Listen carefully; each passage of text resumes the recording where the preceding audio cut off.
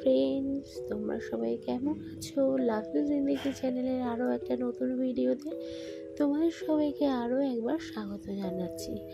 আর বিজয়া দশমীর সকালেই মন ভারাক্রান্ত একটা খবর চলে আসলো। মায়ের বিদায়ের সঙ্গে সঙ্গে আমাদেরও বাড়িতে, মানে ঠিক বাড়িতে নয়, আমার বড় পিসেমশাইয়ের মৃত্যুর সংবাদটা আমাদের কাছে আসলো। আর যেহেতু পাশেই পিসির বাড়ি, সেই জন্য চলে গিয়েছিলাম সকাল সকাল শাশুড়ি মায়ের সঙ্গে। তো সেখানে গিয়ে দেখো এইরকমই পরিস্থিতি ছিল। সেখানে আর কি বলবো বলো। তো যাই হোক, সবাই খুব ভেঙে পড়েছে।